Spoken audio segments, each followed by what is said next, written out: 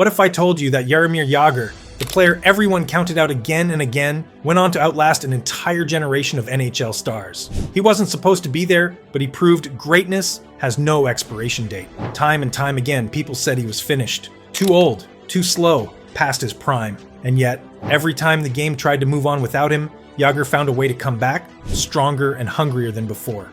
Hockey has seen legends rise and fall, but Jaromir Jagr's story is different. He didn't just compete against players from one era, he survived and thrived across decades, from the early 1990s alongside Mario Lemieux, through the fierce battles of the 2000s, and into the new generation led by Crosby and Ovechkin. Jagr kept playing when almost everyone from his draft class was long gone. Entire rosters turned over, stars retired, coaches moved on, and new names filled the headlines. But Jagr's name never left the game. And here's the paradox. He looked finished so many times that the safe bet was to write him off. But if he had stopped when the critics told him to, hockey would have lost one of its greatest icons. We would have missed the living proof that greatness isn't about age, or speed, or even time itself. It's about refusing to let the game forget you. That is the story of Jaromir Jagr, the man who outlasted a generation. Imagine a hockey world where Jaromir Jagr decided to walk away early. No second place on the all-time points list. No nearly 2,000 NHL games. No story of a man who kept skating when entire generations of stars had already retired. If Jagr had listened to the critics, if one injury had been just a little worse, or if he had chosen the easier path of leaving the NHL behind, the game would have lost its most enduring symbol of resilience. Without him, we would never have seen a player who could reinvent himself again and again. In the 1990s, he was the flashy winger with the flowing mullet, scoring highlight reel goals next to Mario Lemieux. In the 2000s, when his speed slowed down, he reshaped his style, relying on power, strength, and puck protection to dominate in a completely different way. And into his 40s, he became the wise veteran, teaching young teammates how to carry themselves, proving that passion can outlast time itself. Think about it. How many players get to face off against Wayne Gretzky one decade and still share the ice with Sidney Crosby and Connor McDavid years later? Only Jagr. Without his career, hockey would have missed the bridge that connected eras. The living proof that greatness doesn't have an expiration date. One different choice, one moment of doubt, and the NHL would never have had its Iron Man of skill and longevity. Jaromir Jagr's story begins in the small industrial town of Kladno, Czechoslovakia, a place far removed from the bright lights of the NHL. He was born in 1972, during the height of communist rule, where life was controlled, opportunities were limited, and the outside world felt distant. Yet even in those circumstances, Jagr carried a spark that couldn't be contained. His jersey number 68 would later become more than just digits on his back. It was his tribute to the Prague Spring of 1968, when Soviet tanks crushed his country's attempt at freedom. For Jagr, wearing that number was his way of skating for something bigger than himself, a symbol of resilience and hope. From an early age, Jagr's upbringing shaped his legendary work ethic. His father owned a small farm, and young Jaromir was expected to help with the chores every morning. Before the sun came up, he was carrying heavy buckets, chopping wood, and pushing his body in ways most children never had to. These weren't fancy training methods, but they built the foundation that made him so unique. His legs became his greatest weapon, strong, thick, and powerful, giving him balance and explosiveness that would later make him almost impossible to knock off the puck. Coaches would joke that his legs looked like tree trunks, and soon, the whole hockey world would see why. Life in Kladno wasn't easy. Under communist rule, luxuries were few, and hockey equipment was hard to come by.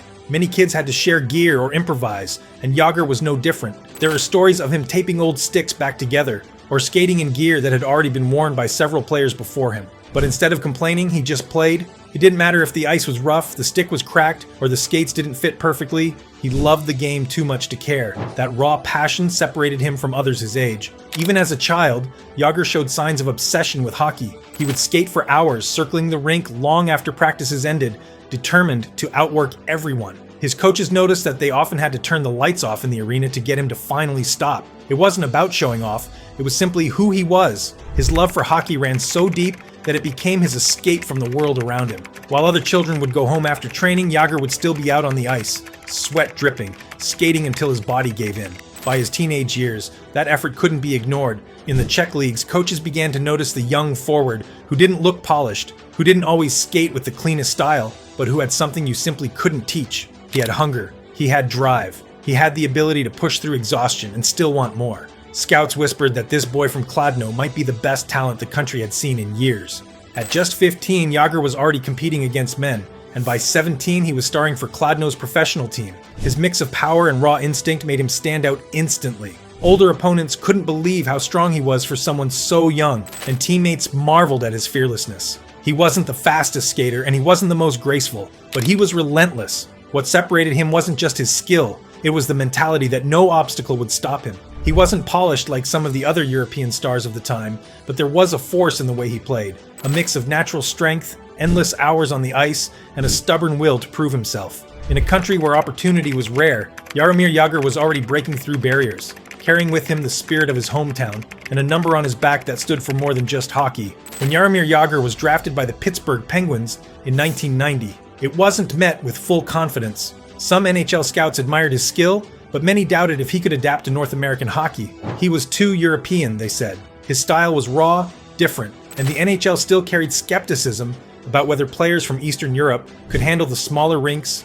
the tougher checks, and the physical grind of an 82-game season. To them, Jagr was a risk. The move itself was a shock. At only 18 years old, Jagr left behind his family, his language, and the life he had known in Czechoslovakia. Landing in Pittsburgh was like landing on another planet. He barely spoke a word of English, was painfully shy, and often homesick. Teammates recalled how he would sit quietly, nodding even when he didn't fully understand what was being said. The cultural gap was huge. Even small things like food or television reminded him he was far away from home. On the ice, the critics were quick to pounce. Some labeled him lazy, claiming his skating stride looked heavy and awkward. Others accused him of being too selfish with the puck, trying to dangle through defenders instead of playing North American hockey. At times, it seemed like people were waiting for him to fail, just so they could confirm their doubts about European players.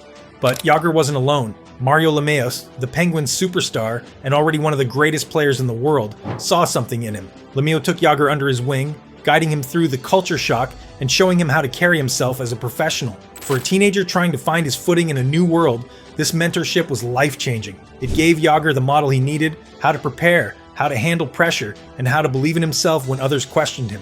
Instead of folding under criticism, Jagr responded in his own way by working harder than anyone else. He started staying after practice, sometimes long after the rest of the team had gone home. While the rink sat empty, he would skate laps, shoot pucks, or push himself through grueling drills. Coaches noticed his routine and realized this wasn't the lazy player critics described. Behind the scenes, Jagr was obsessed. He wanted to build himself into a star. What separated him wasn't only skill, but character. The quiet kid from Kladno could have given in to the homesickness, the criticism, and the doubts. Many players in his shoes had done just that, fading away after a season or two. But Jagr refused. Every insult became fuel. Every challenge made him double down. Slowly, he turned those early obstacles into the foundation of his legend. By the end of his rookie season, the Penguins knew they hadn't just drafted another talented forward. They had brought in someone who was willing to transform himself for greatness. And though the world hadn't fully seen it yet, the habits he built in those early years, the extra practices, the late-night training, the hunger to prove people wrong, would carry him not just through one career, but through decades. In the early 1990s, Jaromir Jagr found himself at a crossroads. The teenage phenom from Czechoslovakia had made it to the NHL, but nothing felt certain. The culture shock was real, the criticism was constant, and the pressure of being a high draft pick weighed heavily on his shoulders. For a moment, the idea of leaving Pittsburgh and returning to Europe was not just a passing thought, it was a serious temptation. Going home would have been easier, more comfortable, and far less lonely. But this was the moment that would define him. If Jagr chose to walk away, he would have been remembered as another talented European who couldn't adjust to the NHL game. A what-if story, filed away in the long list of draft picks who showed promise but never quite fit in. That was the path in front of him. A quiet return to Europe, where he could have been a star in domestic leagues, but a forgotten name in North America. Instead, Jagr made the harder choice. He stayed. He decided that if he was going to be in Pittsburgh, he wasn't just going to survive, he was going to thrive. He committed to grinding it out, learning the game, and adapting himself to the NHL. It meant swallowing pride,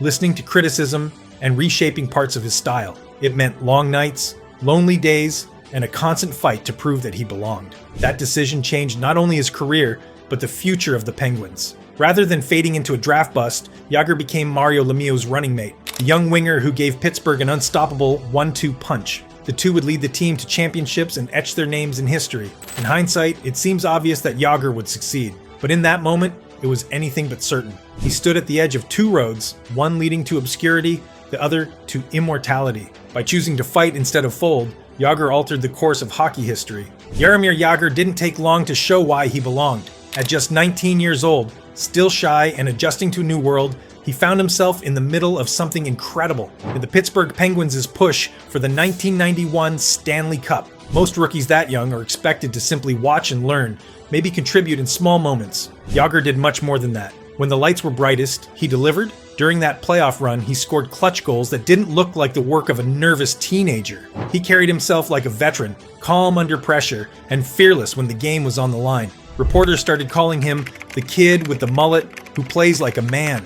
Fans loved it. The wild hair made him stand out, but it was his poise on the ice that turned him into an instant sensation. One moment, in particular, defined his arrival. In the Stanley Cup final against the Chicago Blackhawks, the Penguins were locked in a tight battle. Jagr collected the puck, weaved through defenders, and buried a goal that left the crowd stunned. It wasn't just a score, it was a statement. Here was a teenager skating through pressure as if it were nothing, showing the kind of composure that even seasoned stars sometimes lack. That goal became one of the highlights of the final, and it told the hockey world something important. This wasn't just Mario Lemieux's show. The Penguins had another weapon, a fearless young winger who could change games on his own. His contributions throughout the series helped Pittsburgh lift their very first Stanley Cup. For a kid fresh out of Czechoslovakia, it was a dream that few could have imagined. The media couldn't get enough of him. They wrote about his confidence, his flair, and his ability to step up when it mattered most. Teammates praised his fearlessness, saying he never looked rattled, even in the biggest moments.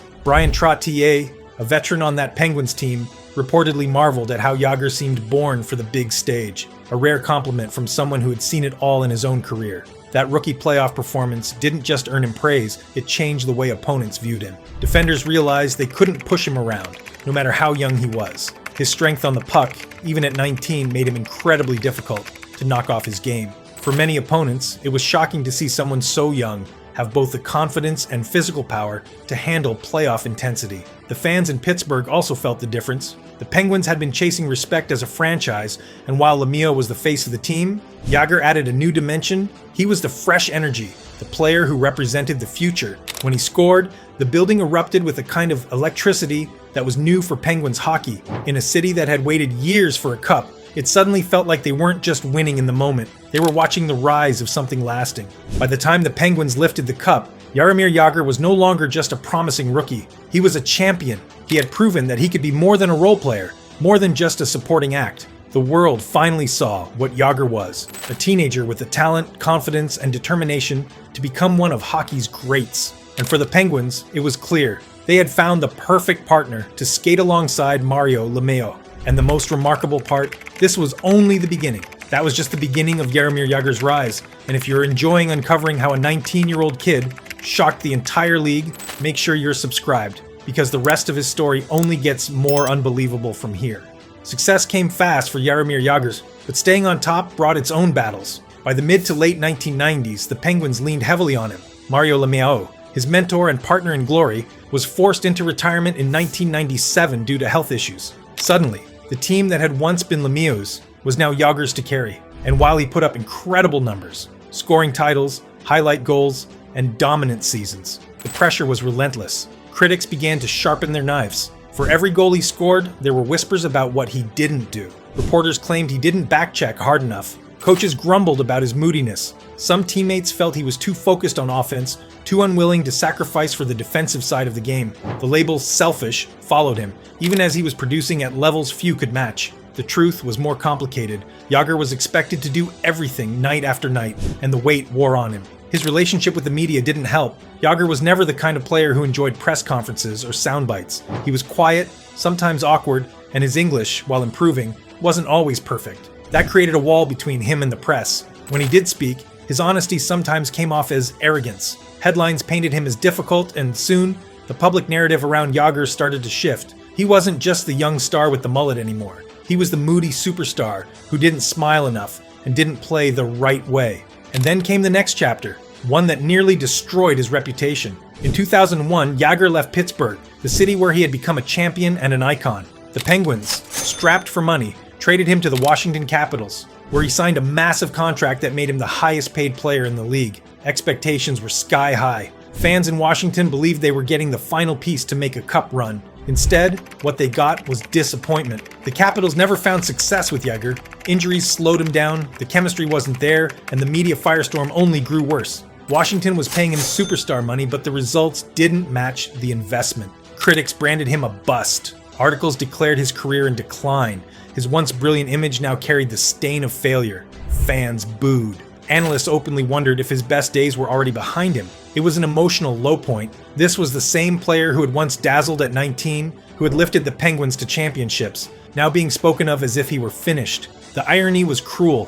One of the most talented forwards in NHL history being written off as yesterday's news. For Jagr, it must have felt like an obituary for a career that wasn't even close to over. In those years, the narrative around him flipped completely. From next legend to overpaid, overrated, done. The NHL had seen stars fade before, and to many, Jagr was just another name to add to the list. The game had moved on, or so they thought, but as history would prove, Jaromir Jagr's story wasn't over. In fact, the struggles of those years only set the stage for one of the most remarkable comebacks the sport had ever seen. For many players, the Washington years would have been the end. Stars don't often recover after being labeled failures, especially when the media has already buried them. But Jaromir Jagr was not like most players. He wasn't finished, he was just waiting for the right stage to remind the world who he really was. That stage came in New York. When the Rangers traded for Jagr in 2004, the move didn't come with huge excitement. Many saw it as a gamble, a last chance for an aging star. But on Broadway, Jagr did what he always did best. He rewrote the script. In the 2005-06 season at 34 years old, he exploded for 54 goals and 123 points, breaking team records that had stood for decades. Madison Square Garden roared his name every night, and suddenly the same critics who said he was done were calling him unstoppable again. He didn't just play well, he carried the Rangers back into relevance. This revival silenced the doubters. The man who had been called selfish and lazy was now praised for his work ethic and leadership. Younger players in New York spoke about how Jagr set the tone. He showed them the routines, the discipline, and the obsession needed to survive at the highest level. The image of him as a moody star faded, replaced by one of a mentor, a steady hand guiding the next generation. But Jagr's journey didn't stop there. When he left the NHL to play in the KHL in 2008, many assumed it was a soft landing, on a way to wind down his career in Russia. Instead, he dominated again, proving that his skill and strength translated anywhere in the world. He became a global star, a hockey ambassador who could still fill arenas and put up big numbers. And yet, even in the KHL, his hunger didn't fade. He still wanted to test himself against the best. That's why his return to the NHL in 2011 shocked so many. At 39 years old, Jagr signed with the Philadelphia Flyers. People rolled their eyes. A nearly 40-year-old winger in the fastest league in the world. It sounded like a publicity stunt. But once again, Jagr flipped the narrative. He didn't just survive, he thrived. His presence gave the Flyers young stars like Claude Giroux an invaluable teacher. And when the puck dropped, Jagr still looked dangerous, still controlled games with his puck strength, and still scored goals that made crowds shake their heads in disbelief. What made this phase of his career so remarkable was the swagger he carried. He no longer needed to prove he could be the flashiest scorer, he was proving something greater. That time itself couldn't beat him. Into his 40s, he was still skating past defenders half his age, still shielding the puck with his trademark strength, still finding ways to change games. The NHL had expected a relic, instead it got a timeless legend. Commentators began to change their tone. The same voices that once called him selfish were now celebrating his longevity, his discipline, and his reinvention. He wasn't the wide-eyed teenager anymore, and he wasn't the troubled star of the Capitals' years. He had become something else entirely, the respected elder statesman, a bridge between eras, the rare player who could still command respect on the ice while guiding the future off it. By the time he skated into his 40s, Jagr was no longer chasing approval. He had already outlasted nearly every rival from the 90s and 2000s. Every shift he played was proof of something extraordinary.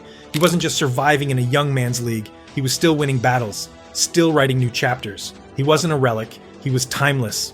For most players, greatness comes in flashes, a few dominant seasons, a championship run, maybe a handful of awards. For Jaromir Jagr, greatness stretched across nearly 3 decades, so long that it felt like he was bending time itself. His peak wasn't just one golden moment, it was an entire mountain range of achievements that few athletes in any sport could match. Let's start with the numbers, because they are staggering. By the time he was done in the NHL, Jagr had scored more points than every player in history, not named Wayne Gretzky. Over 1,900 points. More than legends like Mario Lemieux, Mark Messier, and Gordie Howe. Think about what that means.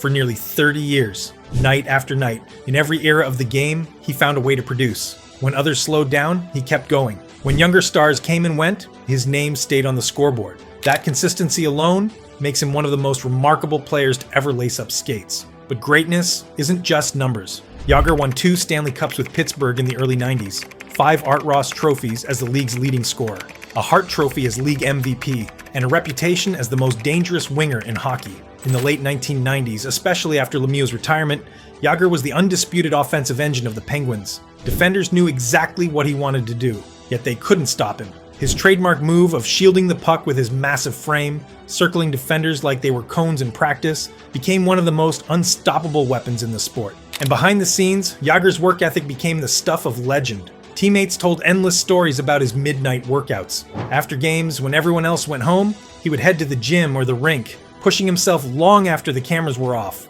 One teammate recalled driving past the arena hours after a game and still seeing Jagr skating laps alone. He once did so many squats with weights strapped to his back that teammates wondered if he was human. It wasn't for show, it was his obsession. He believed that while talent got you to the NHL, only relentless work could keep you there. This obsession created an aura around him. Younger players, whether in Pittsburgh, New York, Philadelphia, or Florida, would look at Jagr not just as a teammate, but as a phenomenon. How could someone in his late 30s, even his 40s, still outmuscle opponents half his age? How could he still control games with the same intensity he had at 25? The answer was simple. He never stopped preparing. Hockey wasn't his job, it was his entire life. His dominance also created unforgettable moments. In the late 90s, when defenses were tightening and goals were harder to come by, Jagr still racked up scoring titles, sometimes finishing miles ahead of the competition. Broadcasters would call his performances video game numbers, and fans in Pittsburgh knew that when the puck was on his stick,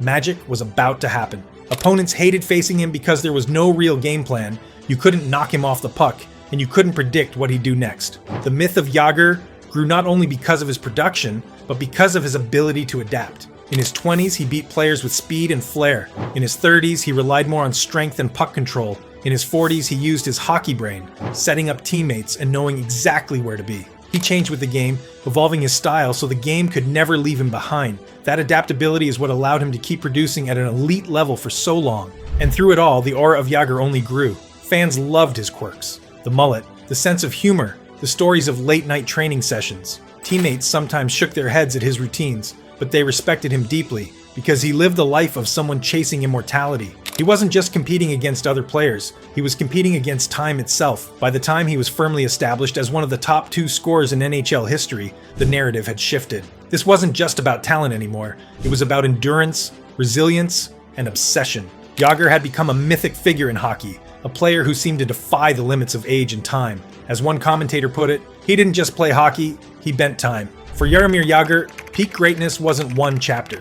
It was a saga, one that stretched from the early 90s into the 2010s, spanning generations of players, eras of the sport, and changing styles of play. He was the constant through it all, the living proof that true greatness doesn't fade. Even after rewriting the record books, Jagr wasn't finished. But before we push deeper into the battles of his final years, tell us in the comments, does his longevity make him one of the top 5 players of all time? And hit like and subscribe so you don't miss the rest of this journey.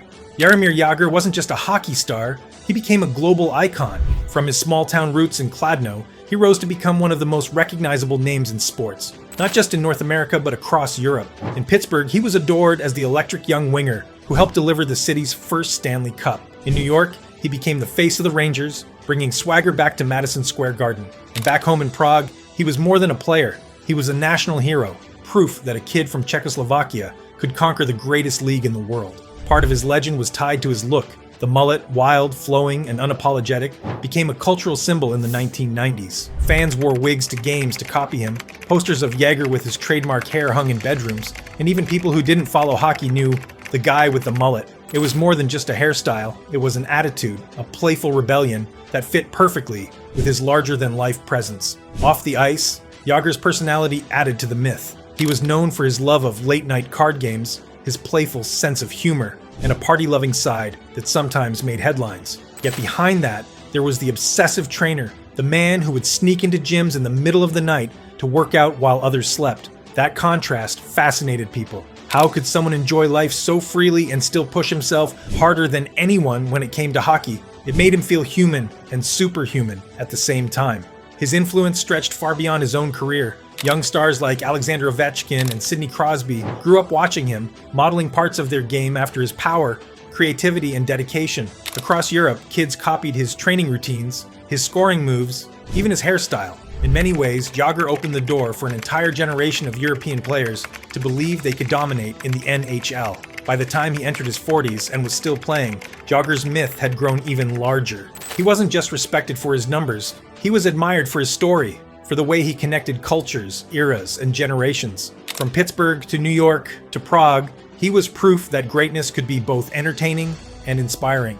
They said he was too European to fit in. They said he was too selfish to lead. They said he was too old to keep up. And yet, Jaromir Jagr outlasted them all. Generation after generation of NHL stars came and went, but he remained, still scoring, still competing, still proving that greatness doesn't expire. His legacy is not just in the numbers, though those alone are staggering. Second all-time in points, 5 scoring titles, an MVP, and nearly 3 decades of production. Few players have left their fingerprints on as many eras of hockey as Jagr. From sharing the ice with Mario Lemieux and Wayne Gretzky to playing against Sidney Crosby and Connor McDavid, his career spanned timelines that most players could only dream of. But what makes Jagr unforgettable is not just what he achieved, but how he achieved it. He became a symbol of endurance, proof that obsession, discipline, and love for the game can push the limits of what seems possible. He inspired younger stars, carried the pride of his country, and showed fans everywhere that time can be slowed down if you refuse to stop fighting. Even today, long after his last NHL shift, Jagr isn't remembered only as a scorer or a champion. He's remembered as hockey's timeless warrior, the man who turned doubt into fuel, who outlasted criticism, and who showed that passion is stronger than age. And that's the story of Jaromir Jagr, the NHL star everyone counted out, who outlasted a generation. If you enjoyed this deep dive, make sure to like and subscribe and check out our next video, How a Part-Time Goalie Outsmarted the Entire NHL, the story of Ken Dryden.